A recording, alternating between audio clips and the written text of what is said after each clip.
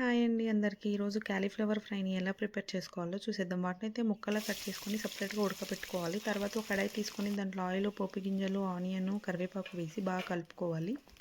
దాని తర్వాత అయితే టమాటాలు కూడా వేసి బాగా కలుపుకున్న తర్వాత ఇది కొంచెం మగ్గిన తర్వాత దీంట్లోని పసుపు, అల్లం వెల్లుల్లి పేస్ట్ వేసి బాగా కలిపేసుకోవాలి. దాని తర్వాత మనం ఇందాక ఉడకబెట్టుకున్న క్యాలీఫ్లవర్ ముక్కలు ఉన్నాయి కదా, అవి కూడా వేసి బాగా కలుపుకోవాలన్నమాట. ఇది కొంచెం మగ్గిన తర్వాత దీంట్లోనే తగినంత ఉప్పు వేసుకోండి. నేనైతే 2 టేబుల్ స్పూన్ల ఉప్పు వేసి బాగా కలిపేసుకుంటున్నాను. ఇలా ఉప్పు వేసుకోవడం వల్ల వాటర్ అయితే వచ్చేస్తుందన్నమాట. ఆల్మోస్ట్ ఉడికిపోతుంది, ఎందుకంటే మనం ఆల్రెడీ ఉడకబెట్టుకున్నాం కాబట్టి.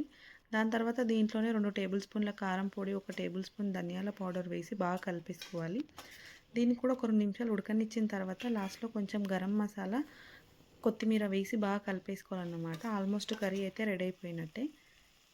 ఈ వీడియో కనుక మీకు నచ్చితే please like, share and subscribe to my channel. Bye అందరికీ.